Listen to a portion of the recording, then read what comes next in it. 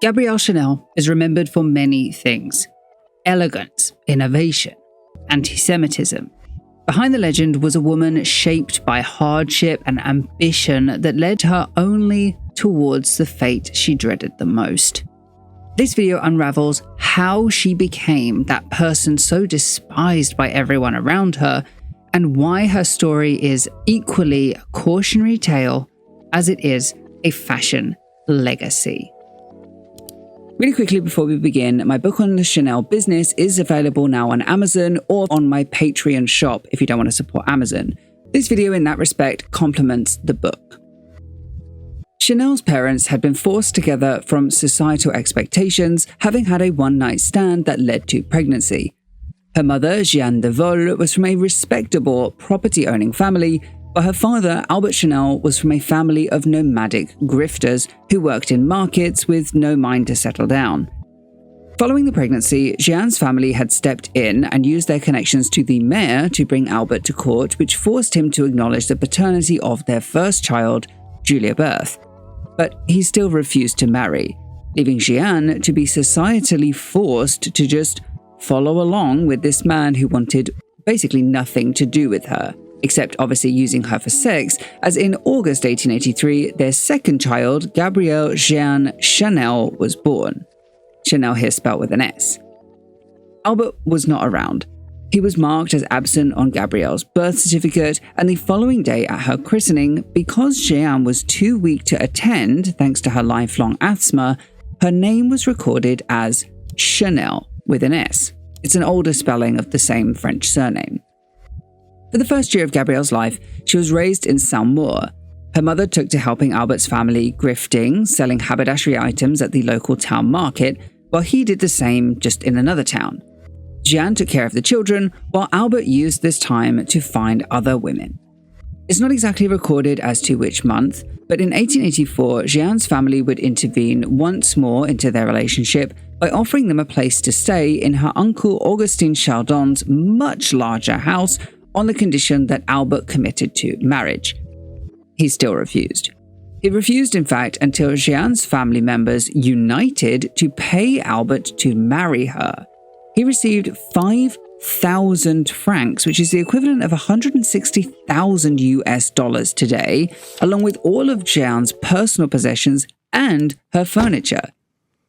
They published the banns at Coupieres, but come the time of the wedding, Albert didn't show up. It took until November for him to finally commit to this wedding, and that was almost certainly because his bribe would not be paid until after wedlock. He quickly spent the 5,000 francs on alcohol and self-indulgences, squandering it almost immediately. By 1985, the world's worst dad was tired of Augustin's home, so instead lugged his family to Issoire, where Jeanne would give birth to their third child named Alphonse. A few years later, in 1887, a third daughter came by the name of Antoinette, shortly after whose birth they would return to Coupieres to stay with Augustin again, despite the fact Albert hated it. It was cleaner here, and it helped a lot with Jeanne's asthma. Albert did not like this house, as it was not really his home due to the hostility he felt from Jeanne's family, so naturally, it wasn't long before he stole away once more, leaving Jeanne and all of their children behind. Jeanne went off alone this time in search of her husband, only returning periodically to check in on the children. It's at this point that Chanel begins to have her own memories of how abandoned she felt by both of her parents and how bullied she was by the remaining family. Quote, "As a way of incorporating and managing her predicament, she resorted to the healthy habit in childhood, make-believe. In Chanel's world, the living were miserably failing her.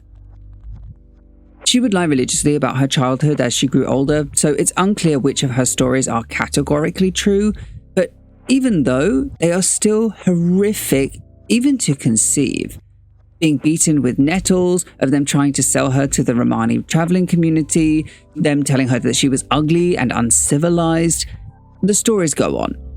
This, of course, was not helped by the fact that Chanel did not speak French, but instead a local dialect taught from her father called patois, which made her come across as uneducated, as the group of people to whom the dialect belonged were not known to put their children in education. Of the little she was taught in education, it was orally dictated by her family, and it left her and her siblings almost completely illiterate.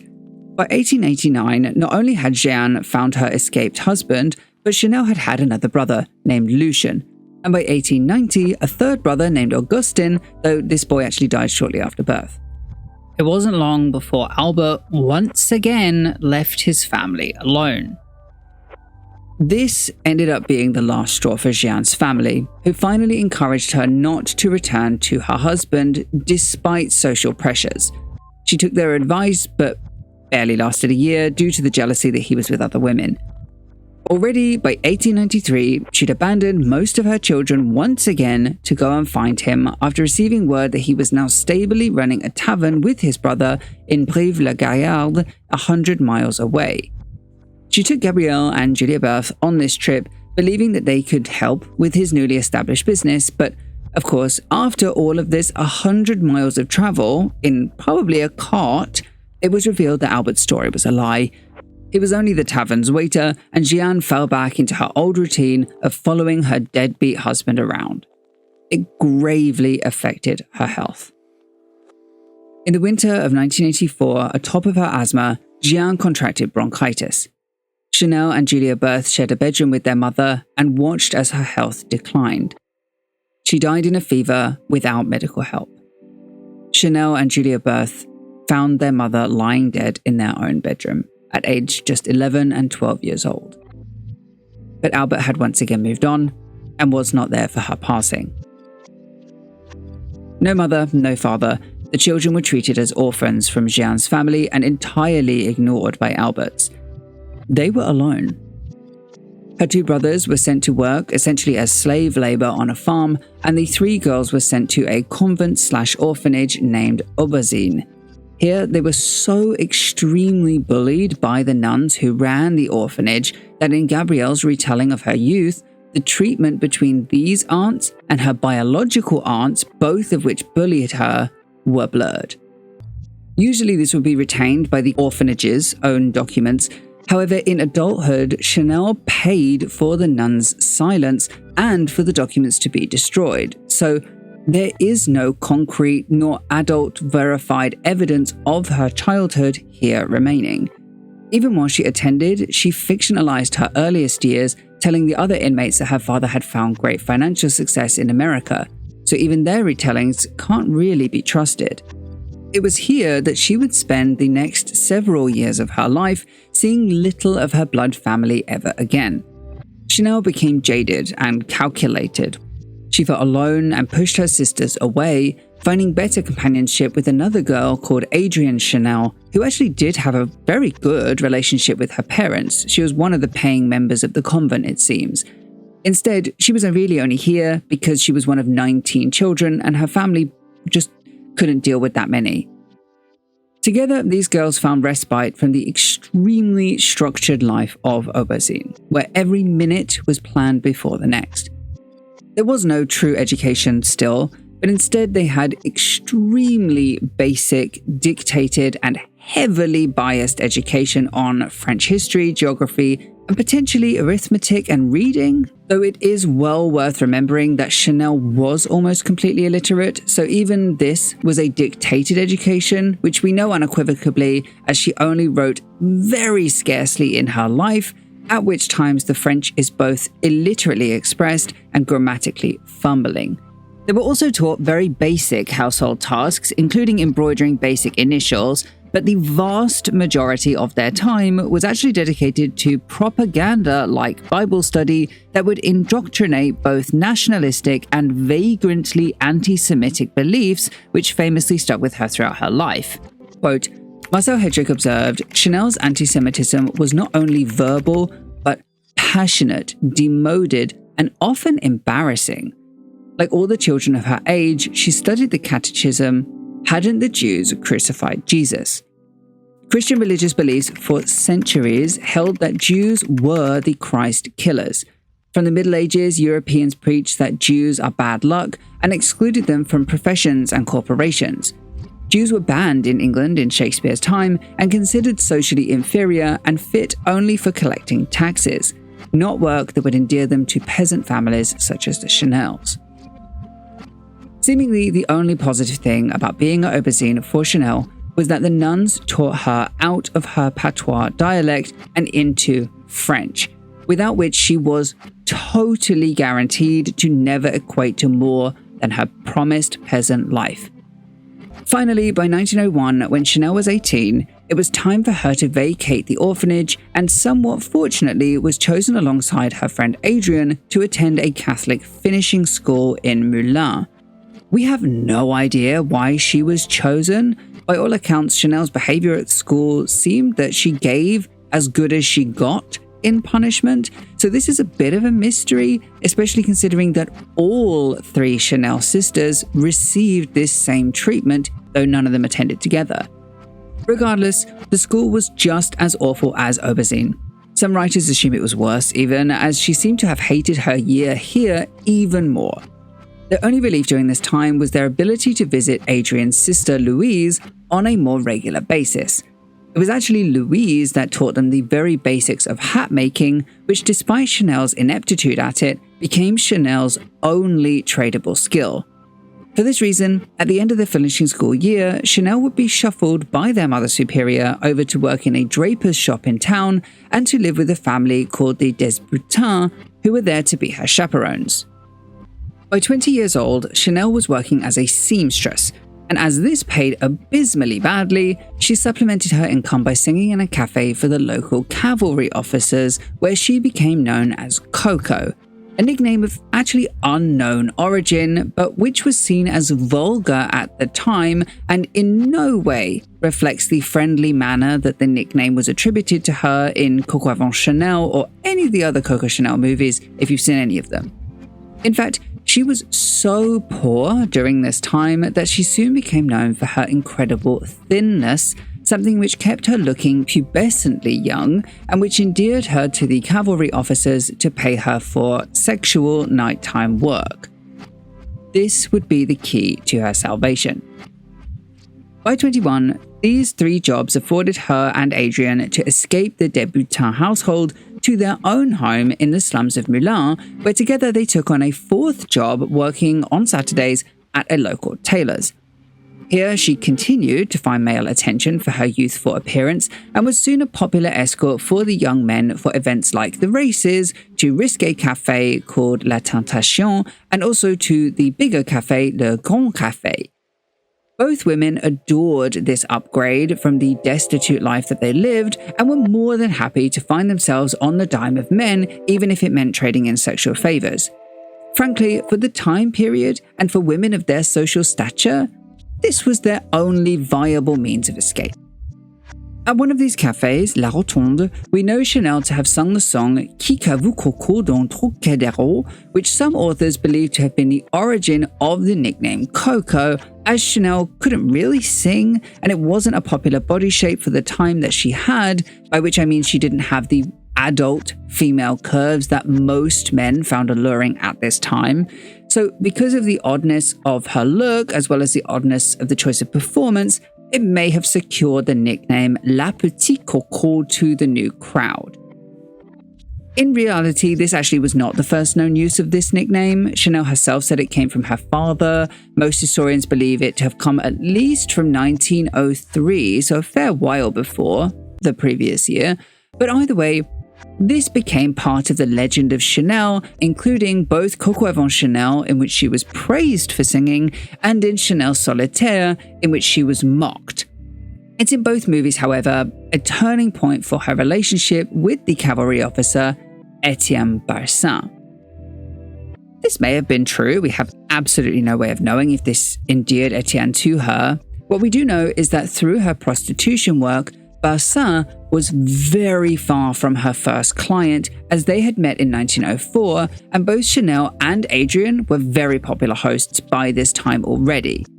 What we do know, though, is that Balsan was her most enthusiastic client.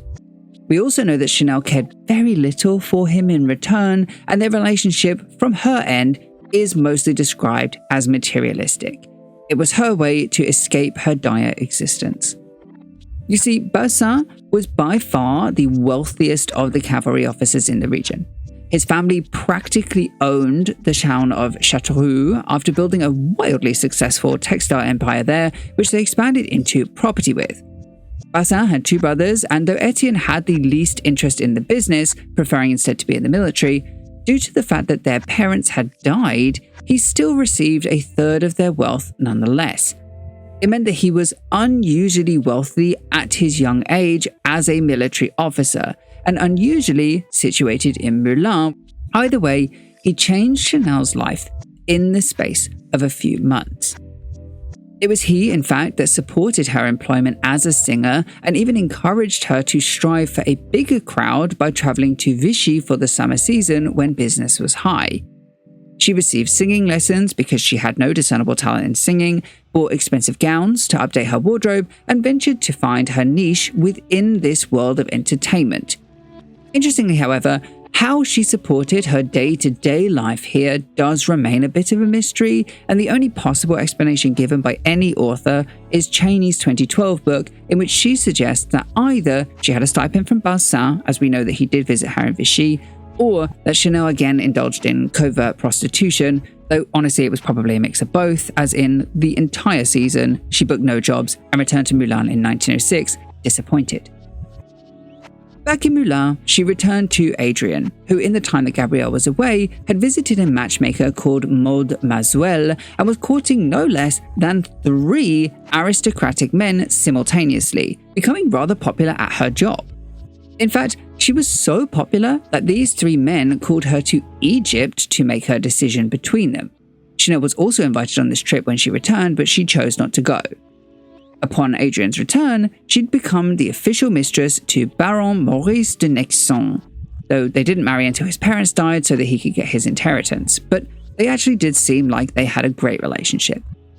It was this that encouraged Chanel to pursue Etienne Balsan, not for love, but for money, and for a sense of security.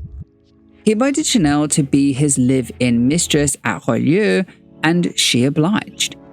Chanel was a rather unusual mistress. Her fashion styles, likely due to poverty, were incredibly subdued, and it gave Chanel an unusual sobriety that many people assumed displayed lesbianism.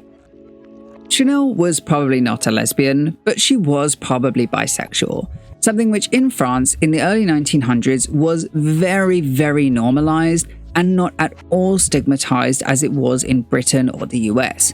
In fact, Paris had the nickname Paris les Beaux because of its reputation for sexual freedom, despite the fact that it was really only the upper echelon that remained totally impervious to judgment. Chanel, however, seemed exempt from this lower-class social norm, and her own bisexuality seemed to suit her very well in her new role as mistress, as she enjoyed and even partook in the reception of other women for Etienne. This included the introduction of a very wealthy courtesan named Emmeline d'Alençon, who similarly was known for her bisexuality. She was known for dressing in men's clothing, which was an erotic display at the time, and for providing live-in courtesan services to wealthy women. It was likely Emmeline that encouraged Chanel to similarly adopt a more masculine style. These 3 people entered into what can only be described as a paramourish throuple, and for that reason, Chanel had gone quite the opposite route to her friend Adrien. Adrien had adopted a more traditional role with a man, allowing her to gain a title upon their eventual wedding. Whereas Chanel's decision to be a live-in mistress to a man unlikely to take the same risk took her to a route where she would never be able to find a good name for herself through marriage. Instead, it became much more likely that Chanel would evolve from mistress to paid courtesan like Emmeline had done. We also know that around 1906, she would become pregnant by Balsan, but she aborted the baby for fear that it would need to grow up a bastard due to the way that they were living their life. However, because safe abortion methods were not available at this time, the procedure was botched and she lost the ability to have children for the rest of her life. This didn't seem to affect her too much until later in life though, because for now, her troubles were more focused on how bored she had become with life. She spent most days simply reading in bed without much else expected of her. She did, however, see herself as inferior within the home. Not intellectually, but on the social ladder. She felt herself more akin to the other servants within the house rather than a member of the family. So she strived for better. This is what took her to books, to asking Etienne for horse riding lessons, to mimicking the fancies of high-class women. Chanel knew that in order to better herself, she would have to act better. And so she did, finding within herself an exceptional talent for social climbing that would serve her extremely well for the rest of her life.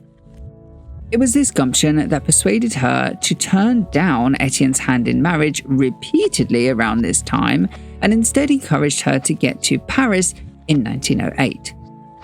This was a bizarre choice. She had turned down the hand of a very wealthy man, one that permitted her so many freedoms.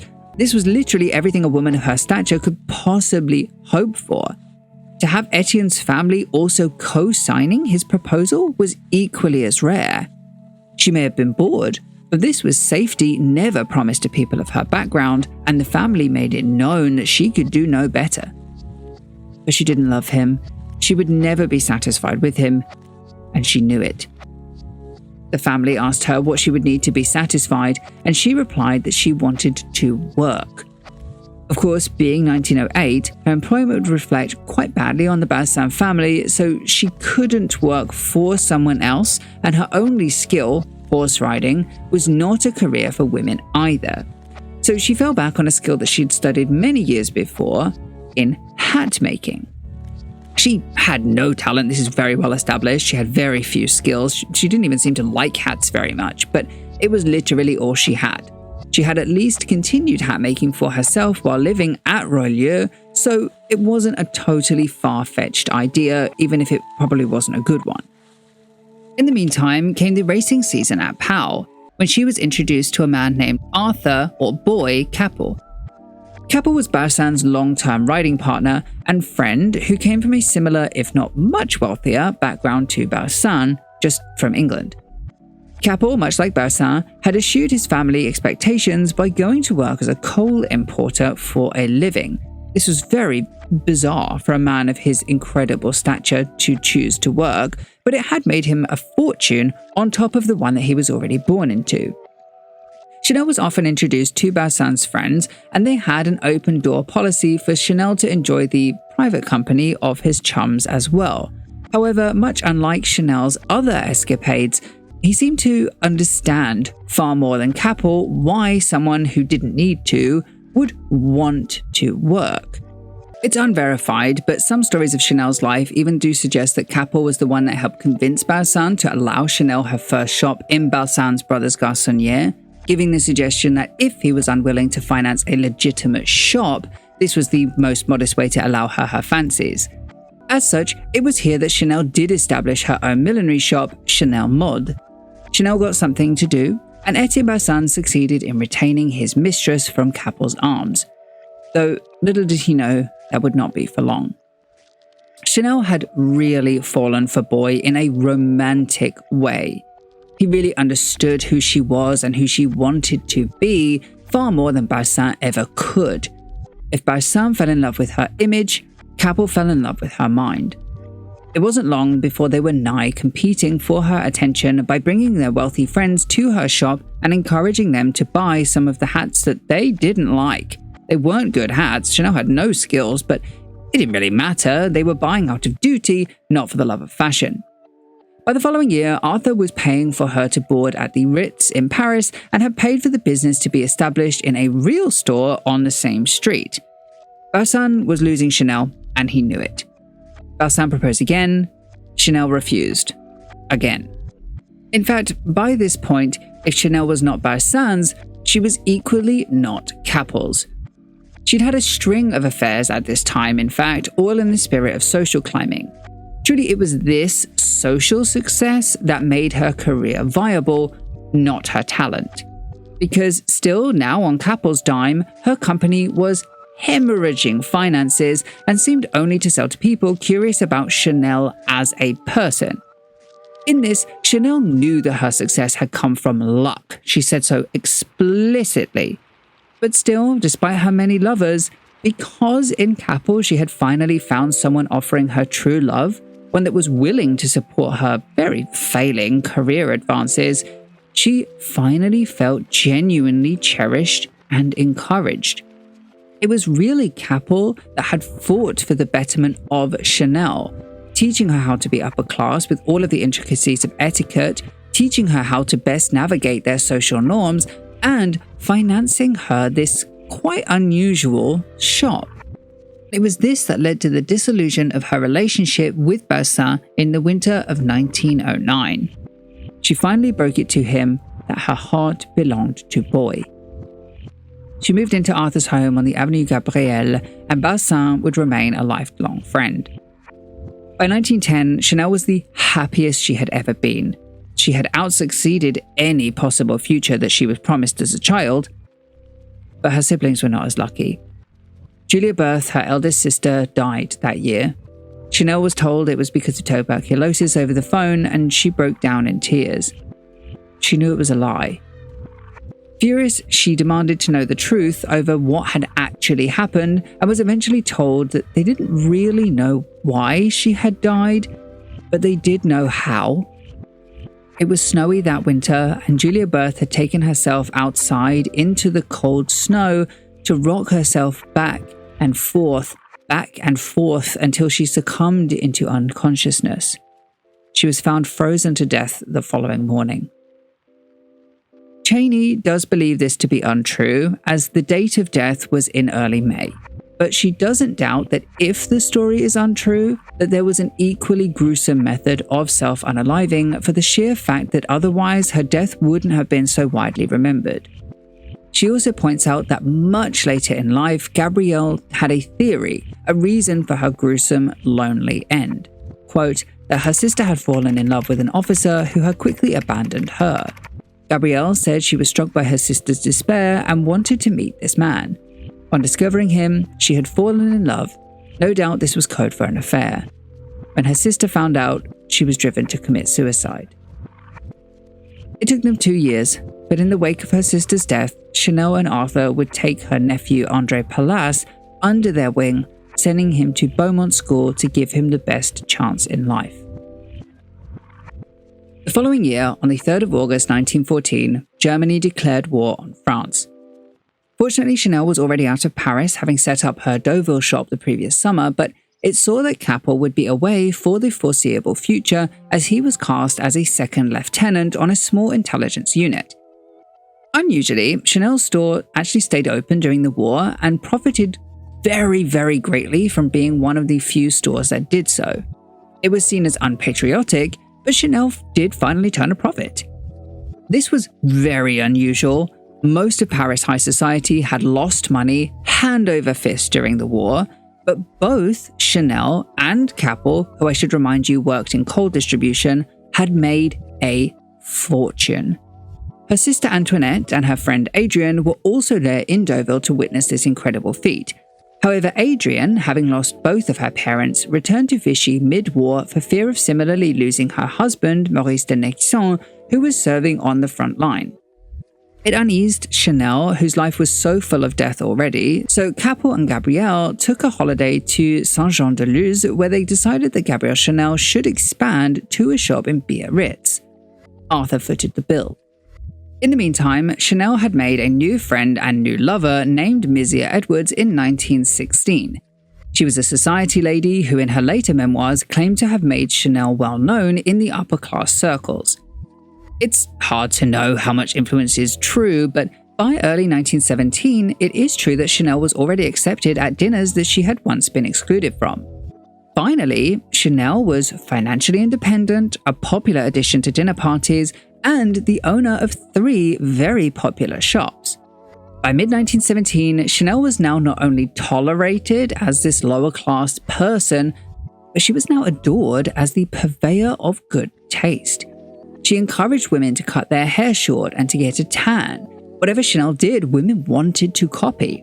Where her career efforts before the war were seen as embarrassing, now Chanel could boast equal riches. They may have been the ones that started by laughing, but by 1917, Chanel was the one finishing it. It affected Capel more than he thought. He was far more wealthy, but the Haute Monde started to look over him to her, and it uneased him.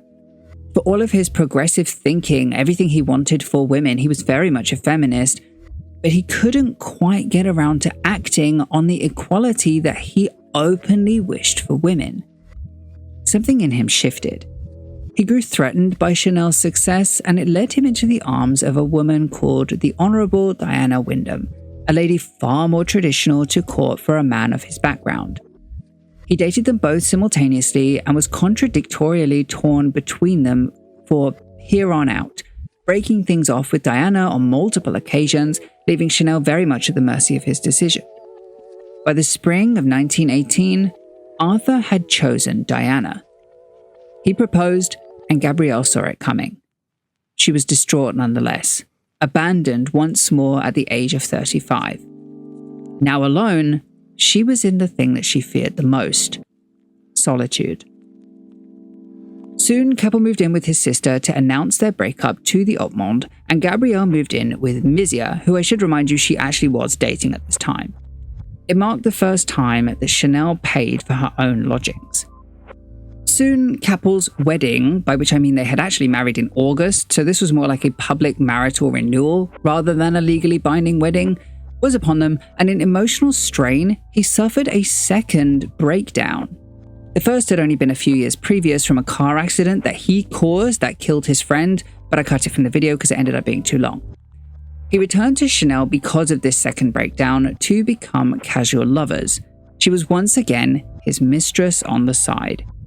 Though at least at this time, he played a similar role for Chanel, who was now being courted by several other men, including Paul Eduardo Martinez de Oz, who was one of Argentina's wealthiest families. Come the end of the war in 1918, nothing of note had changed in their lives. That November, Antoinette became married in a Chanel lace gown to a Canadian named Oscar Fleming, who whisked her away to Canada. She actually became incredibly lonely here because she couldn't speak English, and soon her husband became physically abusive as well. We will be coming back to her story. Capel's relationship with Diana was faring no better. Diana had discovered the affair and began refusing to have her clothes made at Chanel. This was around Easter 1919 when they had had their first child, and Diana France Aisha Capel, but despite confronting him directly about how this was affecting her, she was ignored, as keeping a mistress was so normalized at this time, especially in liberal France, that Diana would have been the one to seem difficult for complaining. It drastically affected their relationship nonetheless. He retaliated by spending more time in the arms of Chanel, which was entirely justified by societal expectations of the time, and also, frankly, it must have seemed a little hypocritical of Diana because she was also having an affair with an ex named Duff Cooper who lived in England. Their marriage by that summer seemed inconsolable. Despite that, come December, Capel actually thought he should give his wife another visit. He spent one last evening with Chanel in the December of 1919 and headed off to see Diana. His tire burst. On the way to his wife, his car was flung upside down, exploded into flames, and Arthur burnt to death on the side of the road. Monday, the 22nd of December, 1919. Chanel was distraught, as was Diana.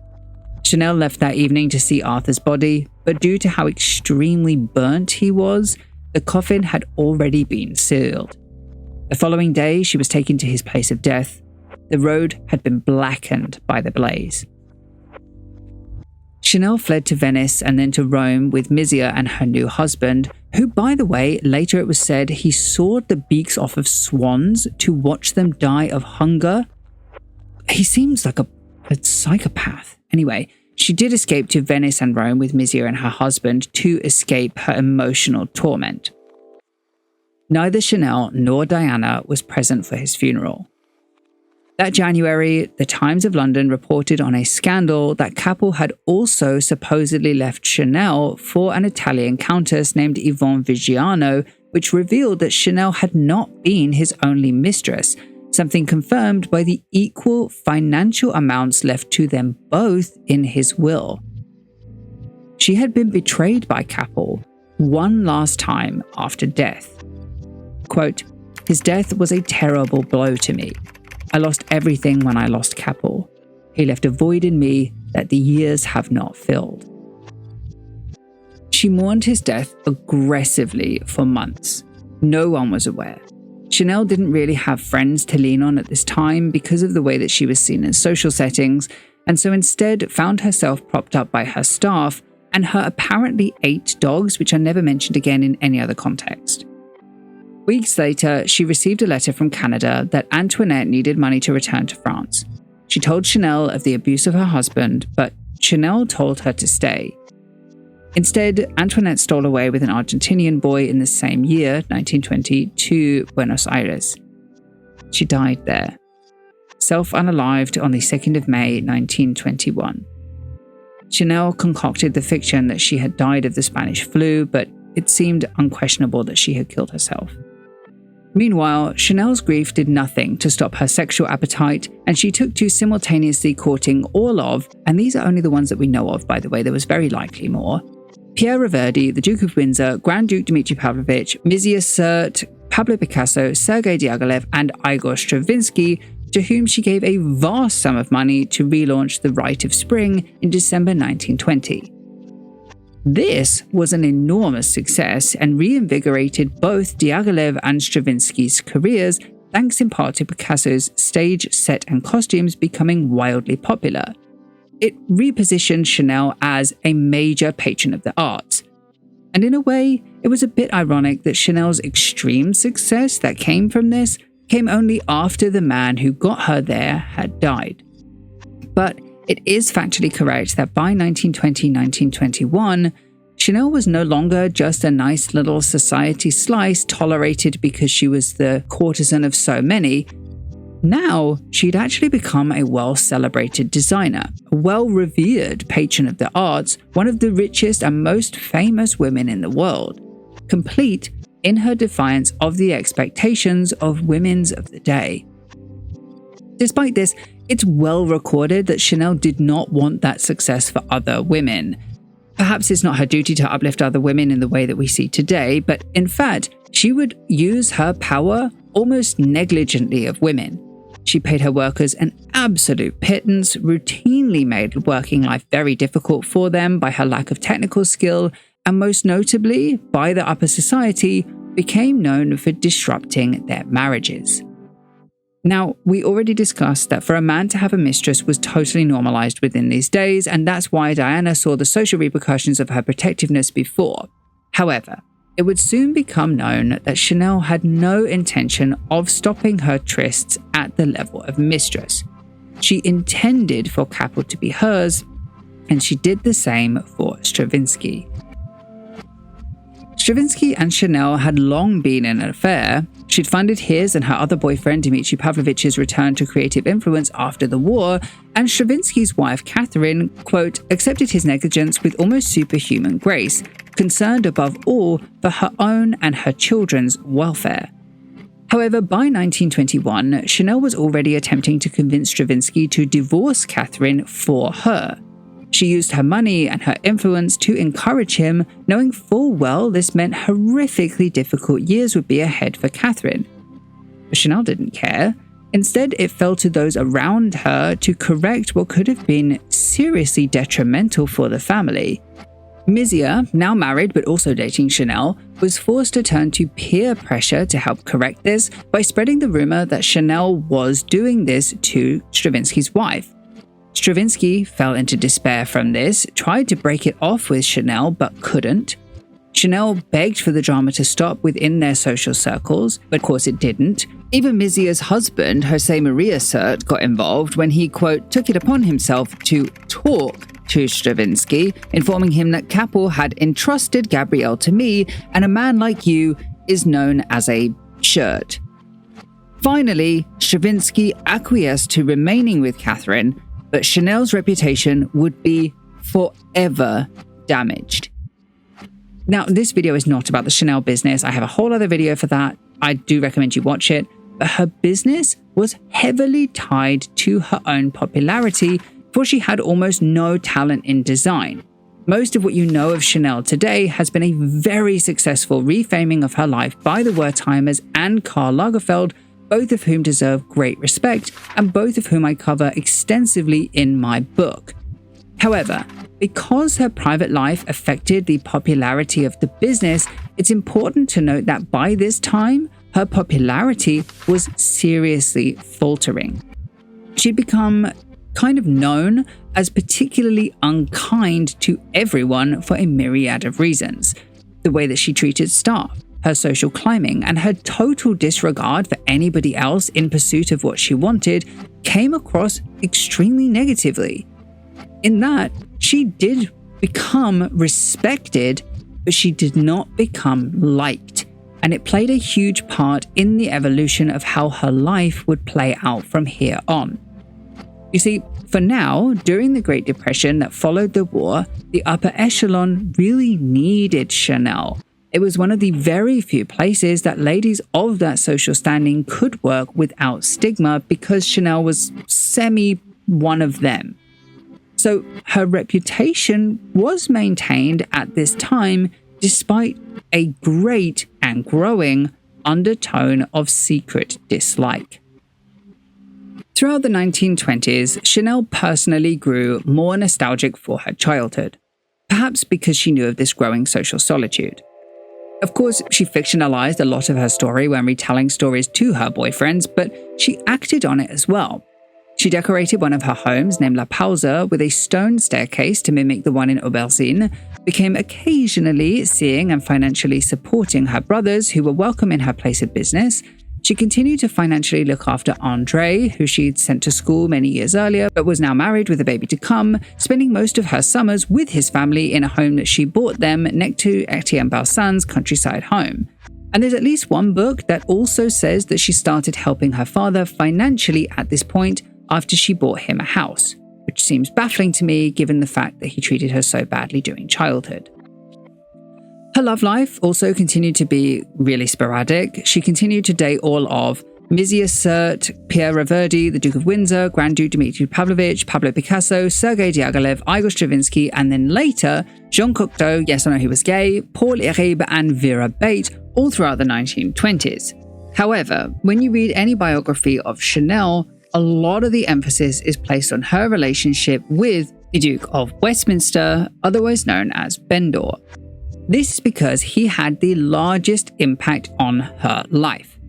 You see, aside from being one of the wealthiest people in the world, he shared and even encouraged a lot of Chanel's Catholic religious views on anti-Semitism, her political views on anti-communism, plus connected her to the British aristocracy, including Winston Churchill in 1924, and around the same time to Edward VIII. He was also ruthlessly homophobic, fostering a homophobia within Chanel as well, despite it being very well recorded that she was bisexual. His influence in her life for these reasons is important, but to weigh their relationship over some of the others seems a touch unfair, especially considering there were even rumors that she had married people like Dmitry Pavlovich. In fact, some authors continue to suggest that this relationship with Bendor was not for love, but instead was equally influenced by her social climbing. Quote, Chanel had a genius for exploiting everything and everyone she came in contact with and went about inventing a lifestyle based on Westminster's manner and his dash.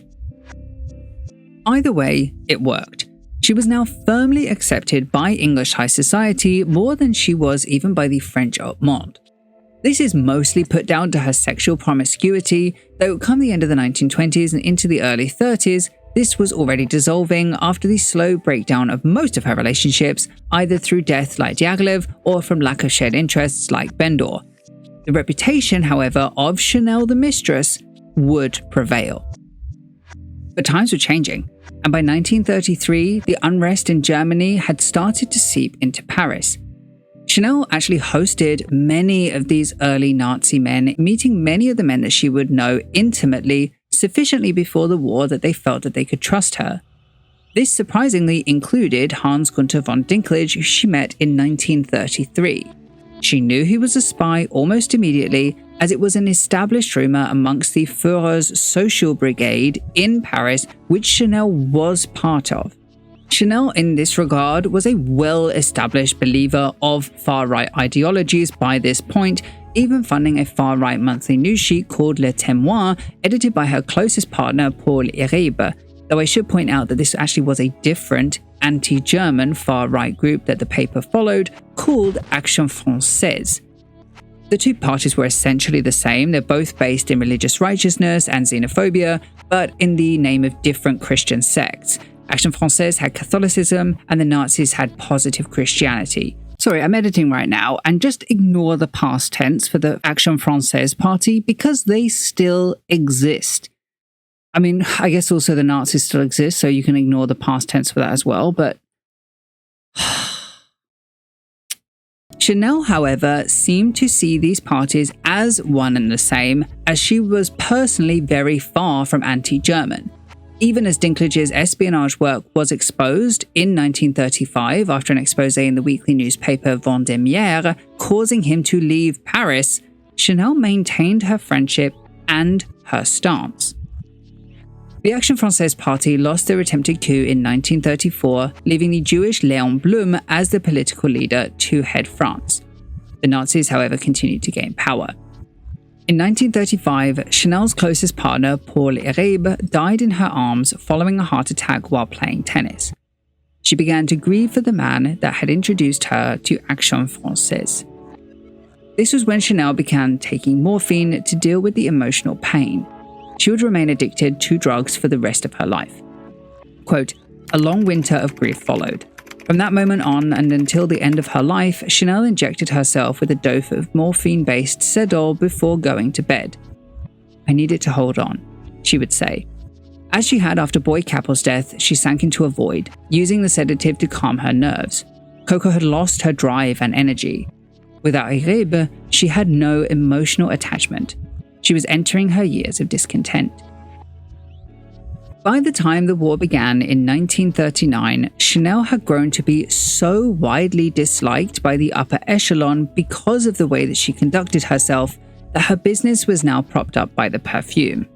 Even her close friends like Wallis Simpson, who was a Nazi sympathizer herself, and Carmel Snow had transitioned away from her designs. They weren't popular anymore. So she thought nothing of writing to her brothers to tell her her regular stipends were ending, and thought nothing to close her couture house despite cries of treason from the Chambre syndicale de la couture. Instead, she just left, planning to sit out the war in luxury in the home that she bought for her nephew André Palas in 1926. It was here in Corbert, while André himself was serving for the French army, that she joined his wife Katrina, their two children, a friend called Marie-Louise Busquet, who I haven't mentioned before, her lover Misia Serre, head of her salon Mademoiselle Angèle Hubert, and chief seamstress Manon, and around 10 other high-ranking employees that turned out really to be more like socialites, as well as her chauffeur/bodyguard called Lacher, all who were to be housed next door to her old lover Etienne Balsan and his new wife, who they also continued to see regularly. Chanel didn't last here long, but it is important to note that of her two grandnieces, Gabrielle, who was 14, was her favorite, and she made it very well known to her younger sister Hélène, thanks to Chanel's decision to receive Gabrielle in her room for breakfasts, while 12-year-old Hélène was not allowed to be seen or heard. It therefore befell Gabrielle to notice that when France surrendered to the Nazis in 1940, Chanel was distraught. In fact, she recorded that it was this that catalyzed her decision to return to Vichy, which had subsequently become the seat of French power in an unoccupied zone. On the trip, she was accompanied by Marie-Louise Busquet and a driver, who set off for the city together in their more conspicuous car than Chanel was used to. She did not stay in Vichy long before venturing back to Paris, where she was received with open arms by her old Nazi friends. It's well said that the reason for Chanel's journey was to release André Palas from his captivity. He'd served in the French army and was being held among millions of soldiers in German prisoner of war camps or stalags. Fortunately for Chanel, she knew just the man who had the power to free him.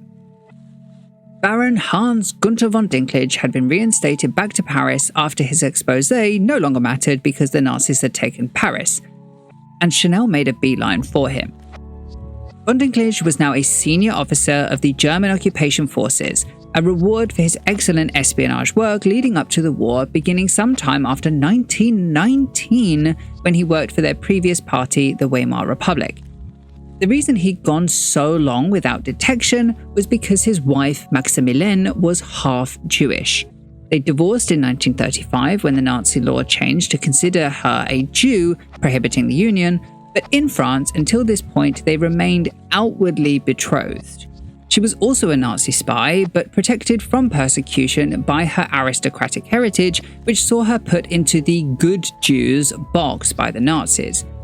However, after she was interned at Gurs, a French internment and refugee camp, she was effectively replaced by Chanel, which is why she's often unmentioned in Chanel biographies, despite having quite an interesting history herself, even if her moral compass was not a fashion accessory she chose to own. For Chanel, however, her proximity to von Dinklage has sometimes been reduced to her needing him for money and power in more sympathetic biographies of her life.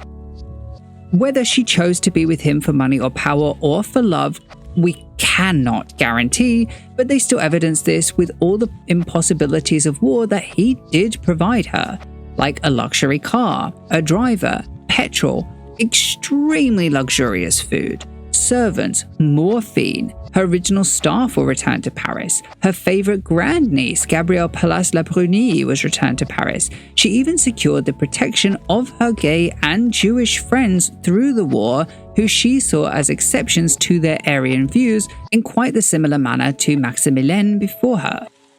For the time being, Chanel and Spatz, which was his nickname, lived an immune life during the war. Chanel still wasn't particularly liked by the Nazis, don't get me wrong. Most of the wives thought that she was a harlot because on top of Dinklage, she kept many visitors, both men and women, and they also saw her as a drug addict, for it was almost she alone who continued to take morphine at the rate that she did. But Chanel did get whatever she wanted, and that's all she wanted. She even managed to pull Dinklage's strings to get her onto the 7th floor of the Ritz, which was the floor strictly exclusive to high-ranking officers, and she managed to get André Palas released in 1941, despite the incredible difficulties it cost everyone in the Nazi party to get both of these things done. Chanel lived a completely unchanged, luxurious life throughout the entire war, and everyone noticed. The people of France outside of the upper echelon group began to consider her one of the most treasonous betrayers of France, and her reputation was subsequently destroyed in the country.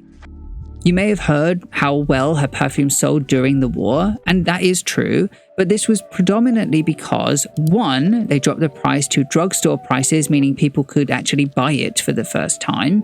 2, because by this time her customers were predominantly Americans who were removed from caring about her personal life.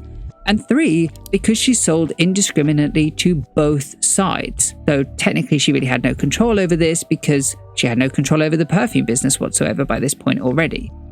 Either way, it wasn't because she was popular that it sold, more that it could be bought. However, while I say everyone noticed her compliance, many had only put her down as a horizontal woman, which was a woman that was simply kept for their entertainment, both sexual and otherwise. But actually, that's not where Chanel's involvement ended. It was not known to the public at the time, but not only was Chanel compliant with the Nazis, but she was active in her role within the Nazi party. She knew Goebbels, Baron Louis de Vaufreland, and even Hitler himself. Dinklage was singularly honoured by Hitler, in fact, in 1941. She was permitted to own her own money laundering charity called Co Chanel and Gabrielle, which basically protected her money in Switzerland. And also in 1941, she signed up to be a Nazi spy herself. Some authors do suggest this was in trade for André Palas's release, others suggest it was in response to Dinklage's honouring.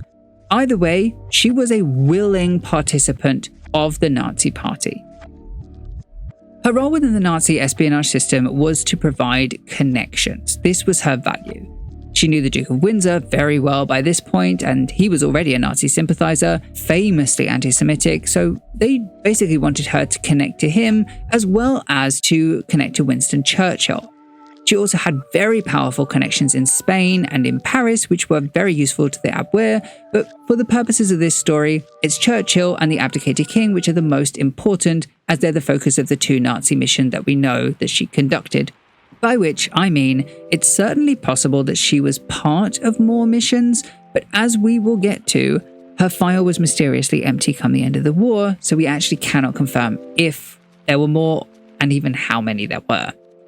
The first of these missions began in the spring of 1941, when Chanel and Wertheimer, who was openly gay by the way, met with his boss Neubauer.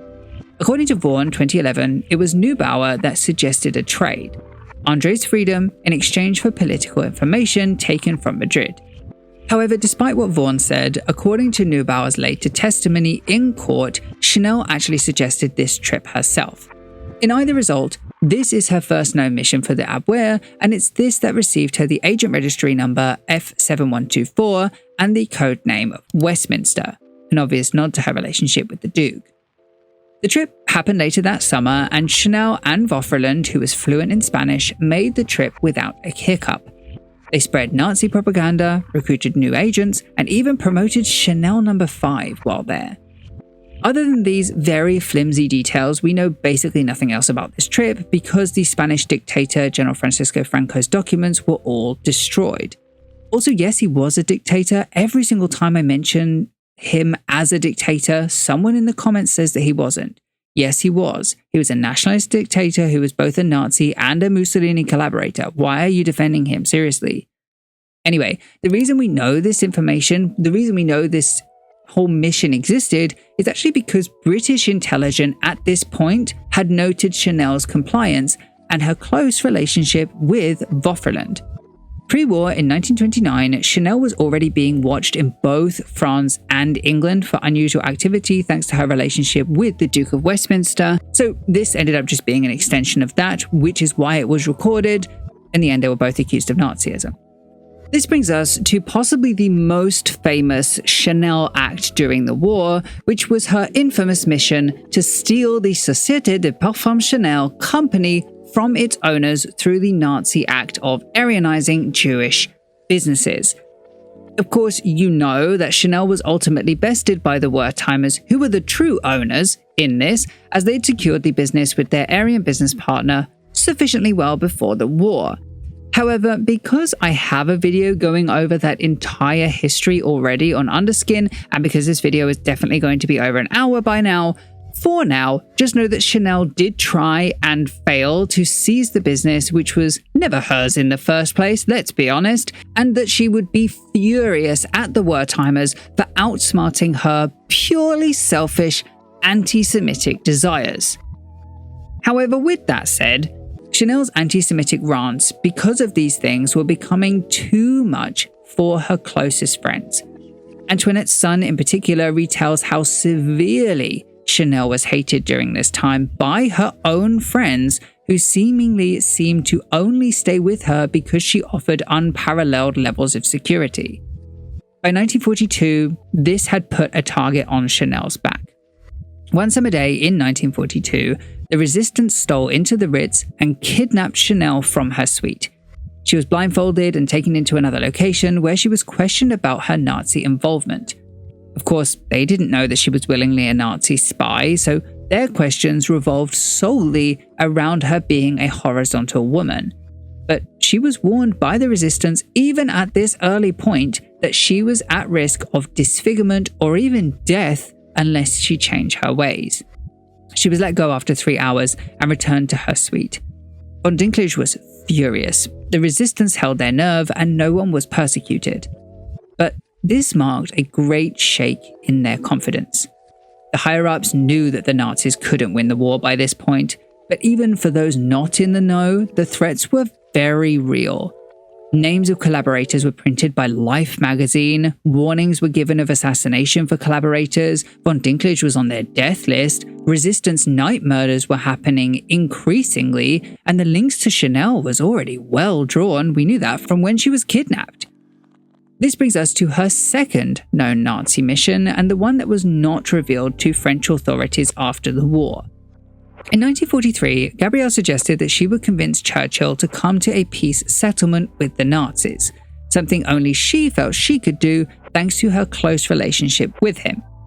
I know I didn't dwell on it before, but she'd actually grown very close to Churchill through this time with multiple meetings. They went fishing together in Scotland. She was close to his son. Churchill even wrote to her often. She didn't reply, as stated she was near illiterate, but she was a great friend to him throughout all of this time. They were close.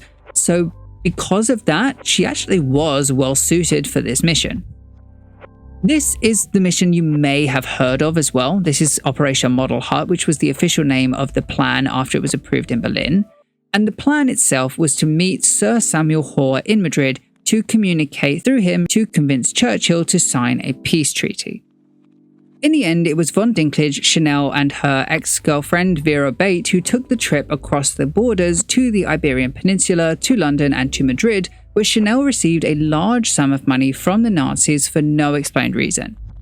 Vera, however, had been thus far imprisoned in Italy as a British spy up until this point, and for whatever reason, she believed it was Chanel that put her in prison in the first place.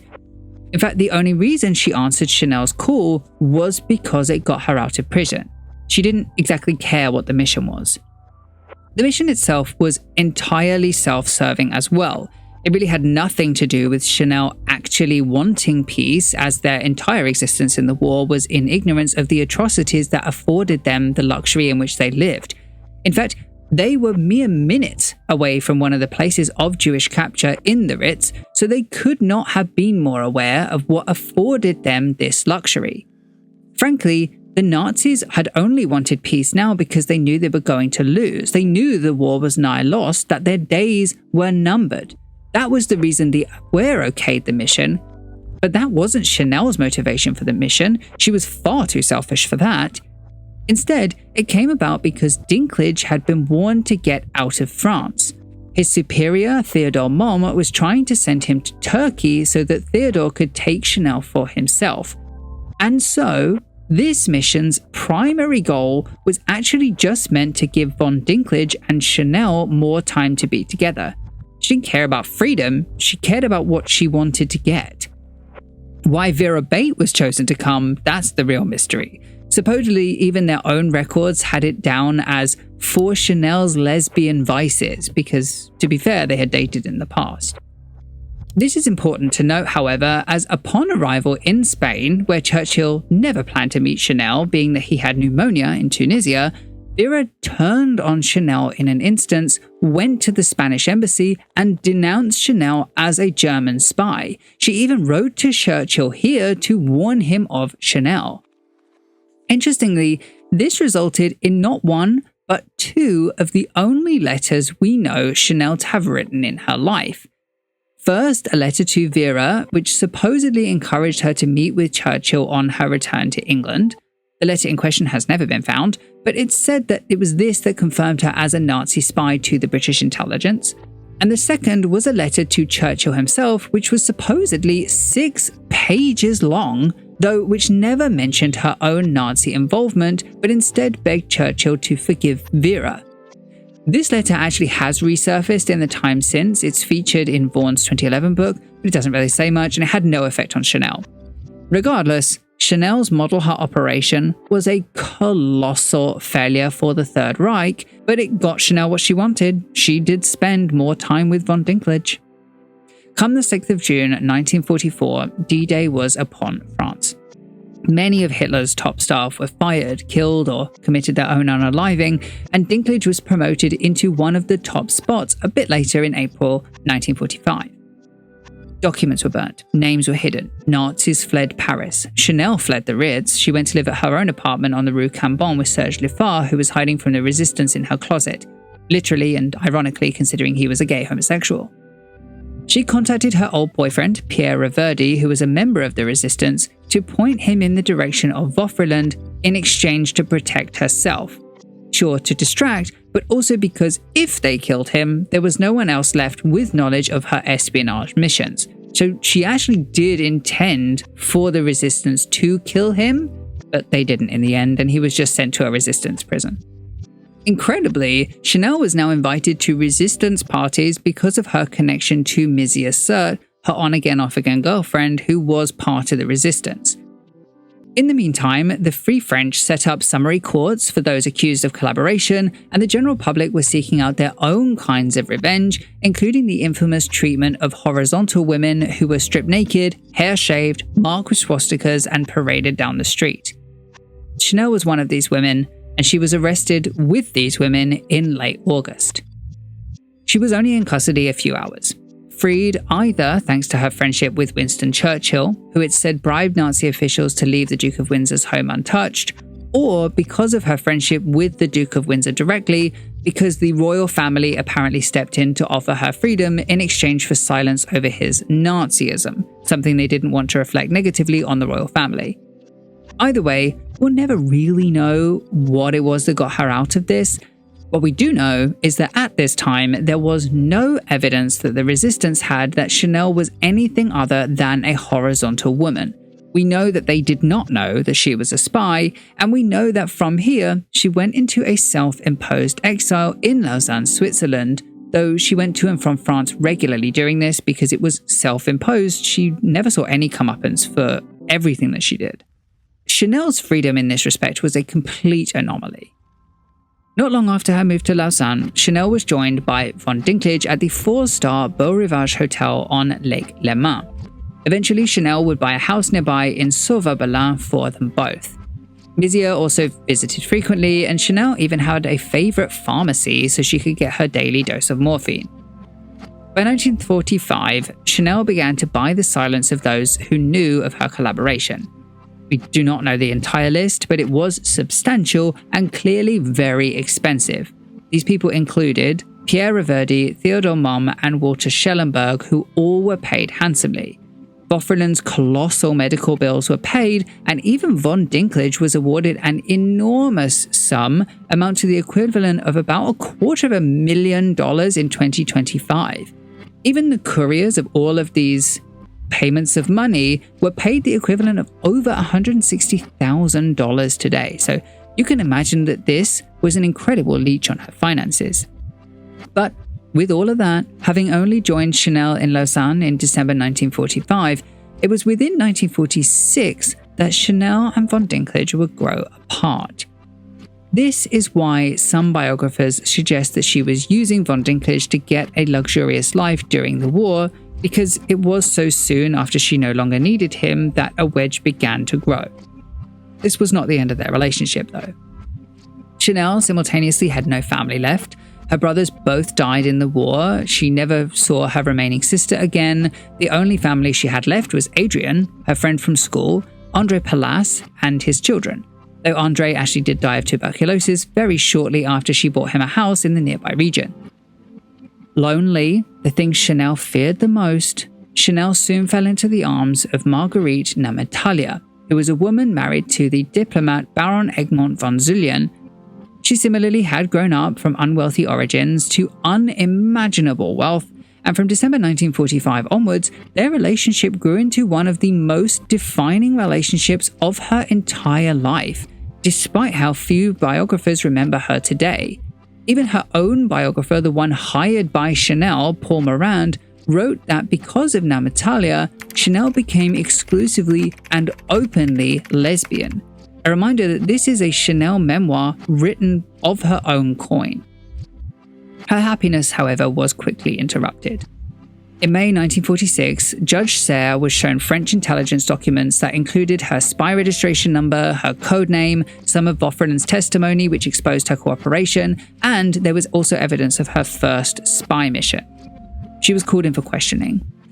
Unfortunately, however, it was not enough to arrest her because Chanel was witty and she lied her way around questions very well, so it befell investigators to read between the lines, and they just didn't do a good job. They didn't ask the right questions.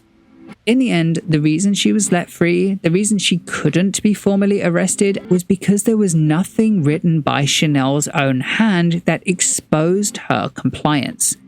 Of course, we know she was nigh illiterate, but they didn't.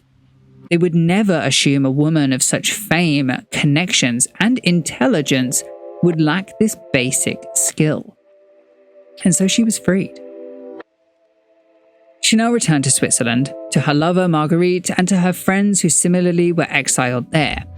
On Paul Moran's suggestion, she used her newfound free time to begin writing her memoir. She first used her ex-Nazi friend as transcriber, and it was published much later in 1976. It's also widely discredited because she had become so prone to lying by 1946 about her past that a lot of this book is untrue.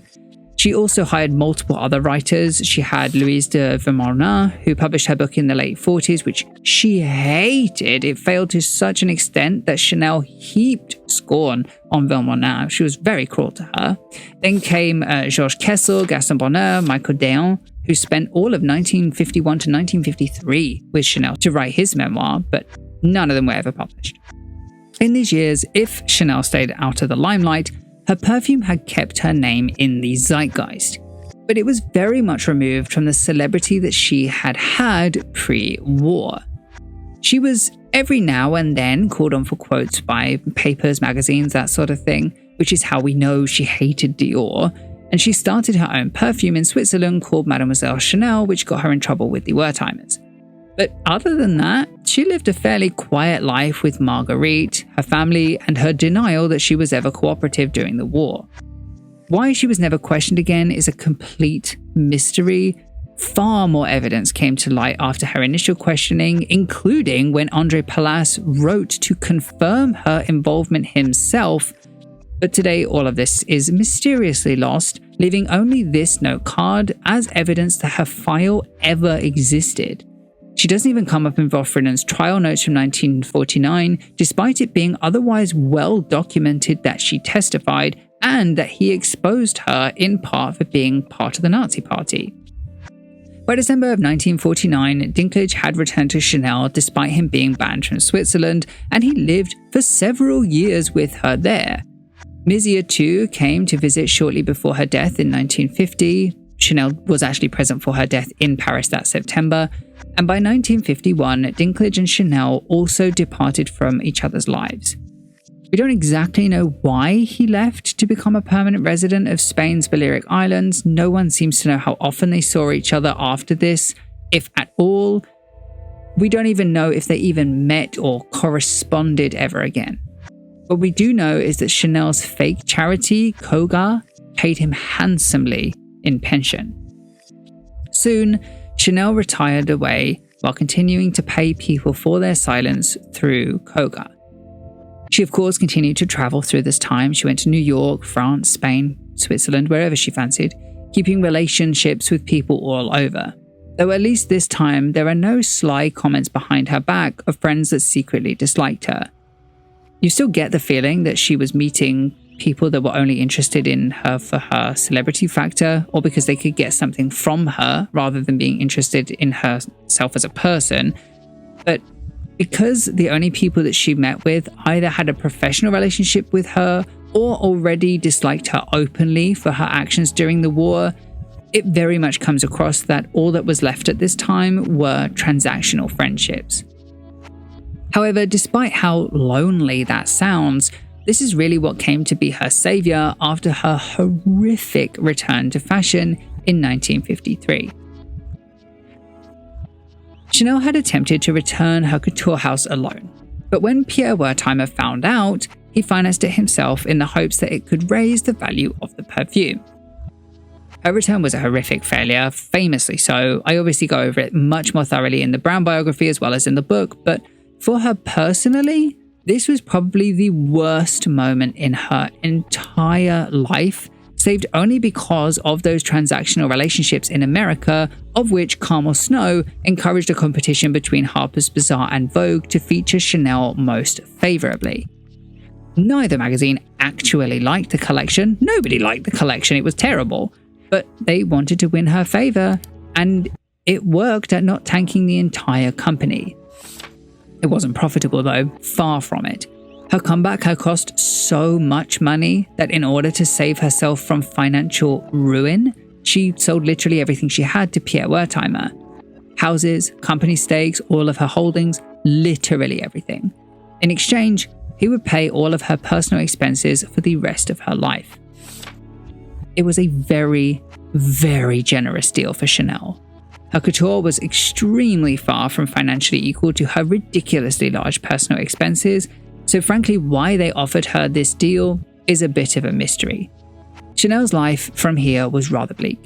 She was never again respected as a designer. During her life, her perfumes never picked up again in popularity. And frankly, if it wasn't for her continued romantic appetite, her biography would just be a slow fade into nothingness. As it was, she was terrified of being alone, and so she took several female lovers by the end of the decade, certainly affirming the lesbian exclusivity begun with Marguerite Namatala, who is never mentioned again, by the way. However, in 1962, Chanel did receive one last male suitor, François Mironnet, who had been her butler originally. He was 30 years her junior, and apparently Chanel had asked for his hand in marriage, to which he was very offended at looking like a gigolo. Presumably, this is why we know his name over the more numerous female suitors, few of which were ever actually named. The exceptions to these anonymities include, firstly, Marie-Hélène Arnaud, who in the late 1950s was a premier model for the company and whose father was appointed as director of Chanel in an attempt to get them to stick around after Marie-Hélène decided to quit modeling. Chanel was famously very bitter about Marie-Hélène's exit and spoke horrifically about both her and her father. She drove away many friends and many suitors in a similarly bitter fashion around this time, in which it's evident Chanel is just not a nice person by this point in her life.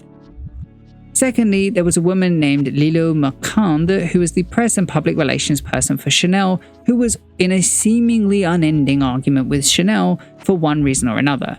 She met Lilo in 1962, the same year as François Mironnet. Both of those two would remain in her life until the day that she died. Chanel seemingly had this grave fear of solitude. This is argued why she kept so many lovers, and it was also why she continued to rely on morphine and now other drugs to survive the day, to get to sleep, and she also became more tied to her lonely childhood. By 1965, Chanel had been making secret donations to Auberzine, the convent in which she grew up. She made several trips there over the years in extreme discretion. As her body gave way to painful arthritis and rheumatism, the memory of the convent, which she had once hated so vehemently, was literally her only constant. Lovers left, friends died, homes sold, staff changed. She drove away the people that she liked with her own horrific attitude. Her memory of Auberzine could never die. She also remained in contact with Gabrielle Palas-Labruni, who now had her own husband and children, which Chanel was openly jealous of. Soon, it was literally the only friendship left in Chanel's life. José and Mizia Sert, Vera, Etienne Balsan, Ben Dor, her only childhood friend Adrian, Pierre Reverdy, Jean Cocteau, they'd all passed away. And finally, in 1965, so too would Pierre Wertheimer. Chanel was the last survivor. Quote, "By night, Gabrielle's vulnerability had grown more disabling. With the end of each working day forced her to halt for the rest she sorely needed, she was increasingly defenseless against the sense of abandonment that now overcame her each night on finding herself alone. The mark left by her mother's emotional and physical frailty had not equipped Gabrielle with that specific emotional strength required to come to terms with her father's abandonment, and it had laid unresolved. Her drug habit increased, her dosages increased. Unrested, she started sleepwalking, destroying her room at the Ritz in her sleep, or going out to look for sex while completely asleep. Eventually, François and Lilou had to tie her to her bed in order to save her from the embarrassment she caused herself during the night. Gabrielle began losing her balance. She fell, she hurt herself repeatedly, but she would refuse to go to the doctor for fear of being seen as weak. In reality, she had had a series of strokes, and while her arthritis and rheumatism was painful, now she had become very frail, even once needing to be hospitalized for it. In 1969, now a shell of who she once was, Coco opened on Broadway with Katharine Hepburn as Chanel. Gabrielle used the press as an excuse to tear down any and all designers in Paris. Dior, Courrèges, Rabanne, Balmain, no one was safe from her vitriolic public defamation. Thus far, these designers had all been kind to the withering woman who they knew didn't really have that much talent, keeping her memory of who she had been in the 20s. But this was their final straw. They publicly denounced Chanel for the cruel, anti-Semitic, racist, vindictive old woman that she was. They would no longer defend France's most talentless designer. The fact remained, hers was the show with the most empty seats and the least amount of orders, and all of these designers knew it. Chanel's public persona was thus concreted. She did nothing to change it.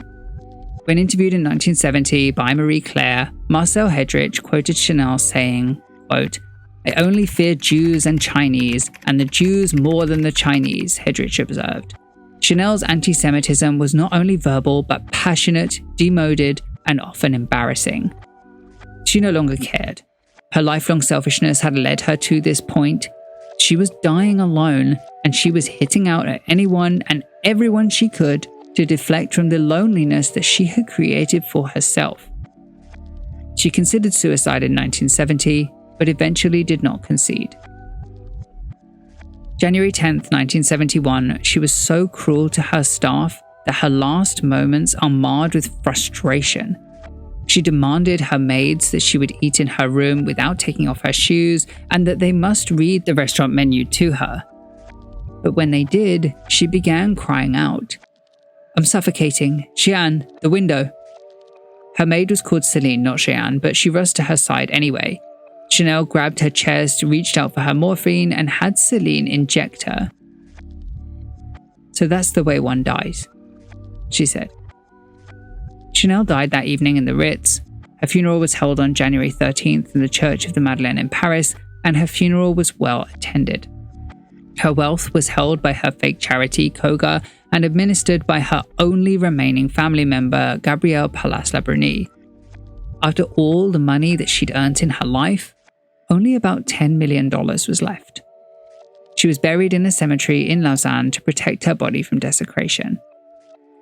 Following her death, the Chanel company put in enormous efforts to rewrite Chanel's memory. Not to save the woman who once tried to destroy its owners, but to save their own business.